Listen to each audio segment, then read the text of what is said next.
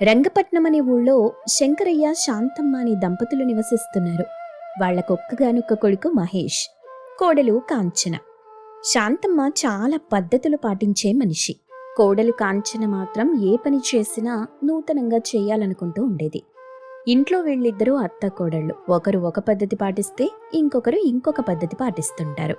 వీళ్ళిద్దరి ఆలోచనల మధ్య శంకరయ్య, మహేష్ నలిగిపోతుంటారు. ఇక ఈ కథ ఎలా మొదలవబోతుందో ఇప్పుడు చూద్దాం.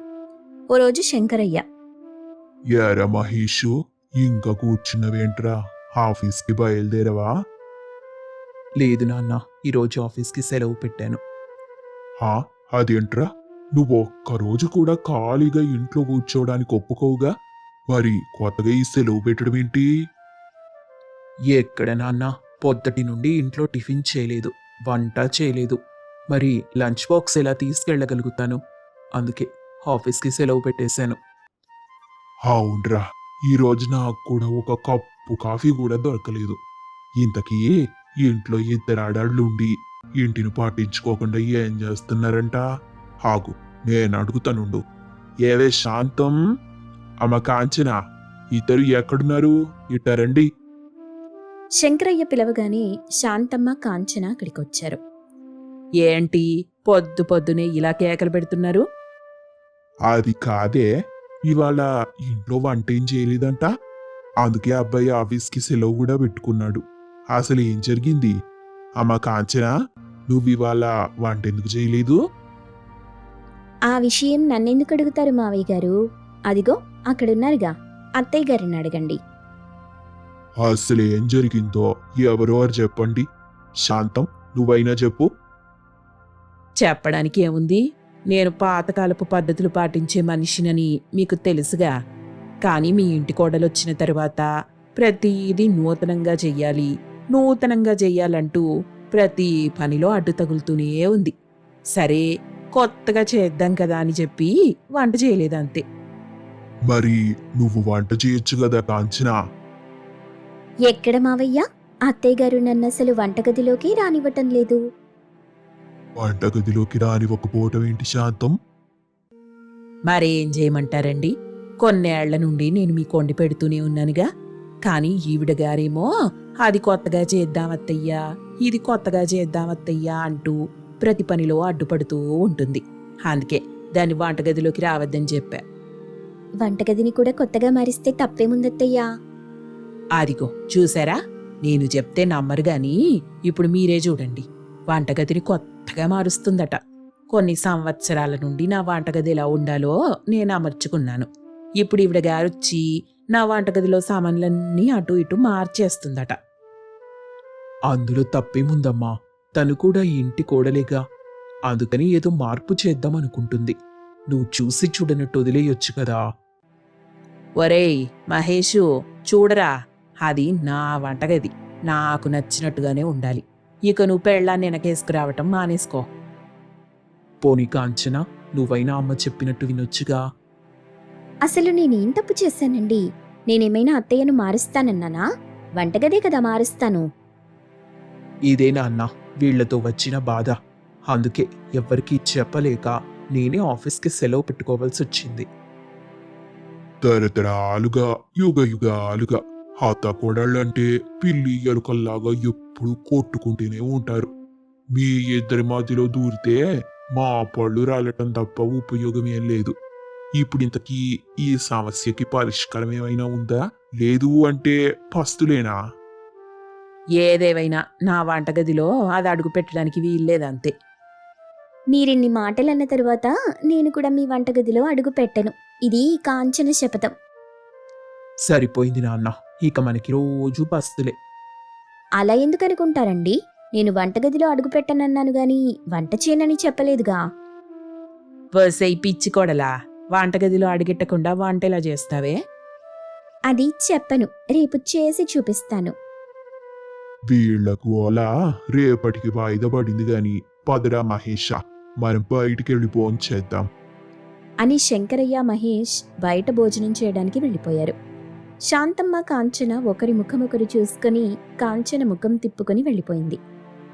ఇంతకీ ఇది వంటగదిలో అడుగు పెట్టనని చెప్పి వంట చేస్తానంటుంది. ఇంతకీ ఎట్టా చేస్తుందబ్బా?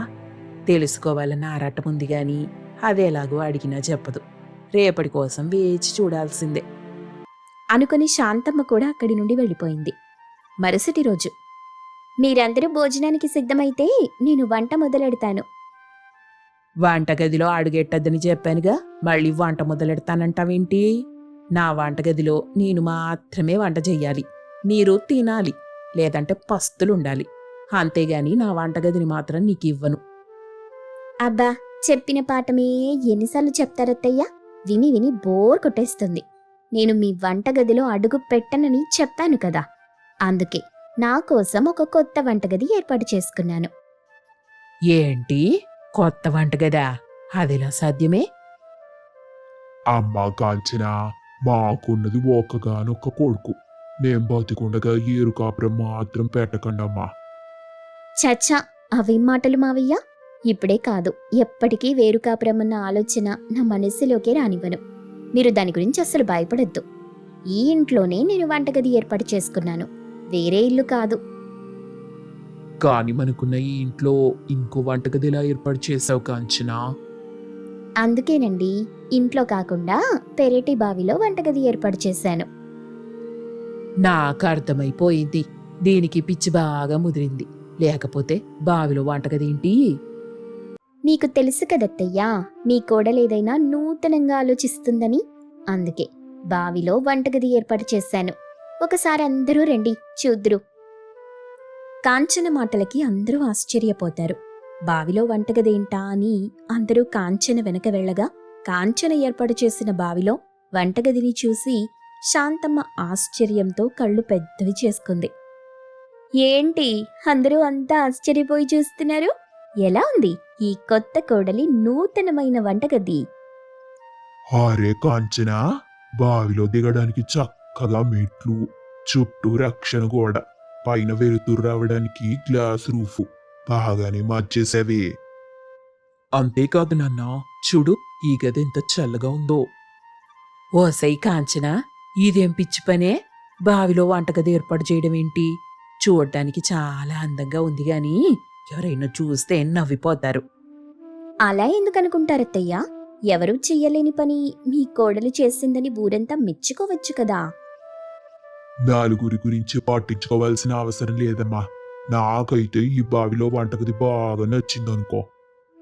అవును కాంచనా, నాకు కూడా ఈ వంటగది బాగా నచ్చింది. ఇప్పటికే 2 రోజుల నుండి పస్తులున్నాం. బాగా ఆకలిస్తుంది. ఇక తొందరగా వంట మొదలెట్టేస్తే మేం తిని పెడతాం. మీరందరూ ఒక గంట సేపు నాకు టైం ఇవ్వండి. ఎలాంటి రుచికరమైన భోజనం వండి పెడతానో మీరే చూద్దురు. అప్పటి వరకు ఈ బావిలో వంటగదిలో మీరు రిలాక్స్ అవ్వండి అని కాంచన వంట చేయడం మొదలెట్టింది. శాంతమ్మ మాత్రం ఇంకా ఆశ్చర్యంతో ఆ వంటగదిని చూస్తూ నిలబడిపోయింది. ఈలోపు కాంచన వంట పూర్తి చేసి, హా, ఇంకందరూ రావచ్చు, వంట పూర్తయిపోయింది, ఇక కడుపు నిండా తినండి. అత్తయ్యగారు, ఇక మీ అలక చాలించి ఈ కోడలి చేతి వంటని రుచి చూడండి. వచ్చి కూర్చొని భోంచేయండి. మీకిష్టమైన ఆవకాయ అన్నం, చల్లని రాగి జావ తయారు చేశాను. కాంచన అందరికీ భోజనం వడ్డిస్తుంది. ఆహా, భోజనం చాలా రుచిగా ఉందమ్మా. నిజమేనా అన్న, ఈ రుచి ఎక్కడి నుండి వచ్చిందో తెలీదు గాని కాంచనా, చాలా రుచిగా వంట చేస్తావు. శాంతమ్మ తినడానికి ఆలోచిస్తూ ఉంది. శాంతం, ఇక వీడవా నీ పంతం? పట్టింపులకు పోతే పస్తులే మిగులుతాయి. కాంచన మా కోసమే కాదు, నీకు నచ్చినవి కూడా వండి పెట్టింది. ఒక్కసారి తిని చూడవే. హా, సర్లేండి, నాకు కళ్ళున్నాయి, కనిపిస్తూనే ఉంది. ఇదిగో తింటున్నా అని శాంతమ్మ కాంచన చేసిన వంటలు తింటూ, చెప్పడానికి ఈ అత్తగారి అహమడ్డొస్తుంది గాని నిజానికి పొగడకుండా ఉండలేకపోతున్నాను. కాంచన, నువ్వింత బాగా వంట చేస్తావని తెలీదు నాకు. అయినా ఎలా తెలుస్తుందిలే.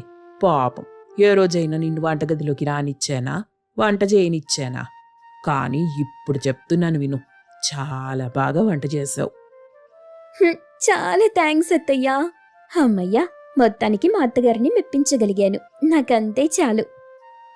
నన్ను నీ వంటతో మెప్పించడమే కాదు, ఈ బావిలో వంటగది ఏర్పాటు చేసి ఇందాకే మెప్పించేశావు. కాకపోతే కోడలు చేసిన మంచి పని పొగడాలంటే కొంచెం అత్తగారి పెత్తనం అడ్డొచ్చింది అంతే. అసలు ఇంతకీ ఈ పాడుపడ్డ బావిని వంటగదిలా మార్చాలన్న ఆలోచన ఎలా వచ్చింది కాంచనా? మీరే చెప్పారు కదత్తయ్యా, నీకు పాత పద్ధతులు నచ్చుతాయని. పూర్వకాలంలో చల్లదనం కోసం నీలమాళిగల్లో గుహల్లో ఉండేవాళ్ళు కదా, అది గుర్తొచ్చింది. అందుకే ఈ వృధాగా ఉన్న బావిని వంటగదిగా మార్చుకున్నాను.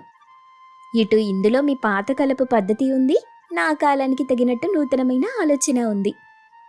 ఏదేవైనా నిన్ను వంటగదికి రానివ్వకుండా మంచి పని చేశాను, నాకిప్పుడు అర్థమవుతుంది. అందుకేగా ఈ బావిలో వంటగది అన్న ఆలోచన బయటకొచ్చింది. మొత్తానికి నా కోడలు పాడుబడ్డ బావిని బంగారు గనిలా మార్చేసింది.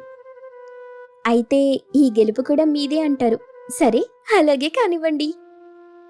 శాంతమ్మ కాంచన మాటలకు ఆనందంగా భోంచేశారు అందరూ. ఈ కథలోని నీతేంటంటే, పాతకలపు పద్ధతుల్ని పక్కకి పెట్టకూడదు, కానీ నూతనంగా ఆలోచించటం వల్ల కొత్తదనంతో పుట్టుకు వచ్చే అద్భుతాలు కూడా చూడగలుగుతాం. హాయ్ అండి, మీకు ఈ కోడలి బావిలో వంటగది నచ్చిందా? అయితే వెంటనే మా ఛానల్ని సబ్స్క్రైబ్ చేసుకోండి, లైక్ చేయండి, షేర్ చేయండి, కామెంట్ చేయండి. వేసవికాలం వచ్చేసింది. రామగిరి గ్రామంలో భానుడు ప్రచండంగా మండిపోతున్నాడు. ఉదయం 9 దాటితే చాలు రామగిరిలో అగ్నిగుండంలా మారిపోతోంది వాతావరణం.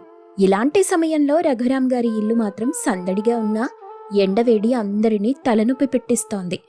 ఒకరోజు రఘురాం గారు పొలం నుండి ఇంటికొచ్చారు. ఎండ తీవ్రతకు ఆయన ముఖమంతా ఎర్రగా అయిపోయింది. అబ్బా కాంతమ్మా, ఈ రోజు ఎండ ఏంటి ఇట్ట ప్రాణం తీస్తోంది. ఎండకి తల పగిలిపోయేటట్టుంది. కొంచెం చల్లటి నీళ్లు తీసుకురావే. వస్తున్నానయ్యా. కాంచనా, ఓ కాంచనా, మావయ్య గారికి తొందరగా చల్లని నీళ్లు తీసుకురా. ఇదిగో మావయ్య గారు, చల్లని నీళ్లు. మావయ్య గారు, అసలు ఈ ఎండలో బయటికెళ్ళొద్దంటే వింటారా మీరు? పొలం పనులు తర్వాత సాయంకాలమైనా చూసుకోవచ్చుగా. అట్ట ఎట్ట కుదురుద్ది తల్లి.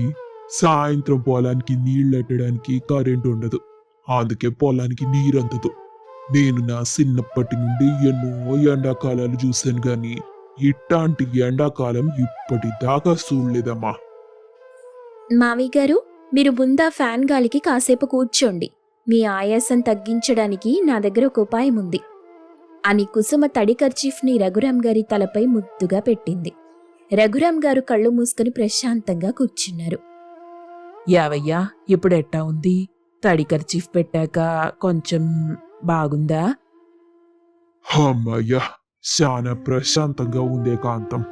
ఈ తడి ఖర్చీఫ్ ఒంట్లోని వేడినంత లాగేస్తుంది. నీళ్లు బాగా తాగటం వల్ల, ఈ తడి ఖర్చీఫ్ వల్ల నా తలనొప్పి చాలా వరకు తగ్గింది. నాకు ప్రాణం లేచొచ్చిందనుకో. మావయ్య గారు, ఈ ఎండవేడి తలుచుకుంటేనే భయమేస్తుంది. ఇప్పుడే ఇలా ఉంటే ముందు ముందు ఇలాంటి ఎండాకాలాన్ని ఎలా భరిస్తామో ఏంటో. అవునదినా, ఏమైనా పని చేయడానికి బయటికెళ్లాలంటే ఈ ఎండవేడికి ఒంట్లో భయం పుడుతుందనుకో. ఆ ఎండవేడి భరించడం చాలా కష్టంగా ఉంది. మరుసటి రోజు రఘురాం గారి బదులు పొలానికి రాజేష్ వెళ్ళాడు.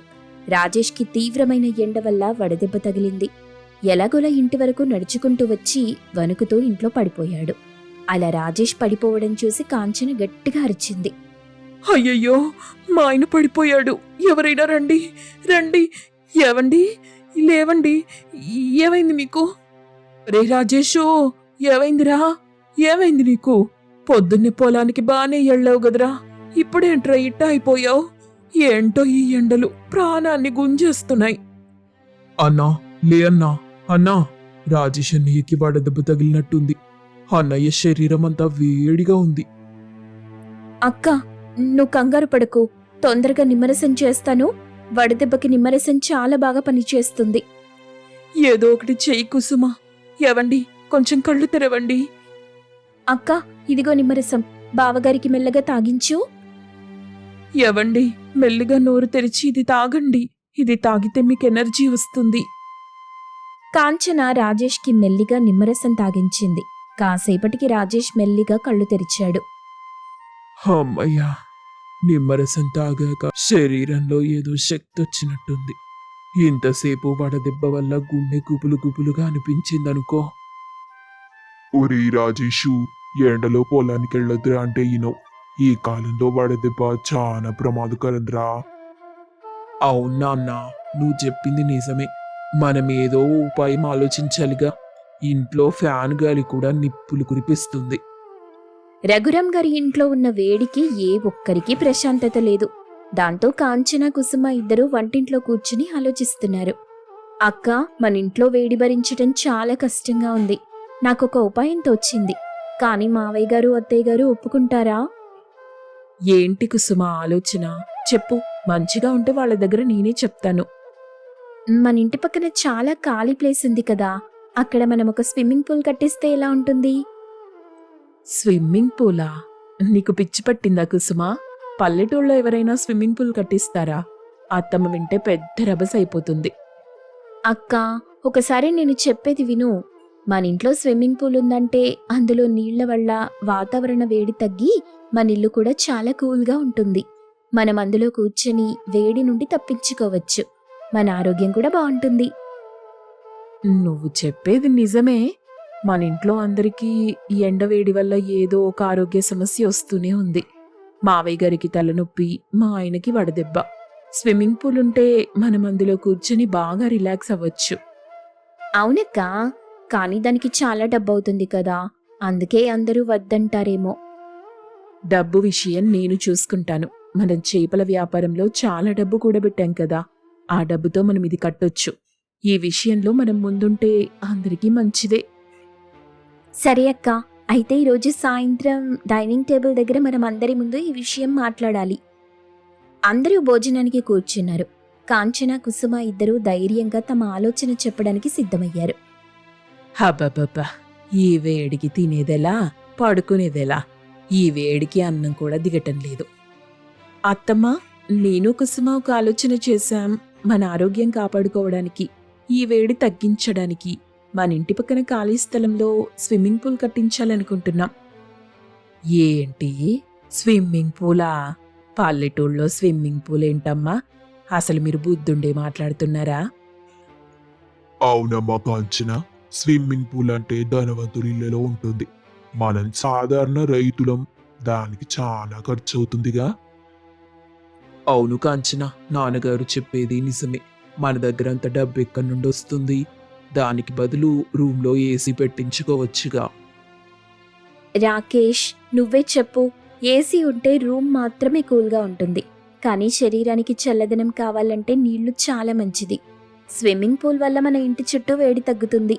దానికయ్యే ఖర్చంతా మేము చేపల వ్యాపారంలో సంపాదించిన డబ్బుతో మేమే పెట్టుకుంటాం. వదిన చెప్పేది కూడా కరెక్టేనమ్మా. స్విమ్మింగ్ పూల్ ఉంటే ఈ ఎండవేడి అసలు మన దగ్గరికే రాదు. నాకు మాత్రం ఈ ఐడియా బాగా నచ్చింది. కానీ అమ్మా, ఊళ్ళో జనాలు చూస్తే నవ్వుతారేమో. రఘురాం గారి కోడళ్ళు స్విమ్మింగ్ పూల్ కట్టించుకున్నారు అని కబుర్లు చెప్పుకుంటారు. జనాలు మన ఆరోగ్యాలు కాపాడతారా మావయ్య గారు? రేపు మీకు తలనొప్పి వచ్చినా, రాజేష్ గారికి వడదెబ్బ తగిలినా మనమే కదా కష్టపడాలి. ఈ స్విమ్మింగ్ పూల్ మనకి చాలా ఉపయోగపడుతుంది.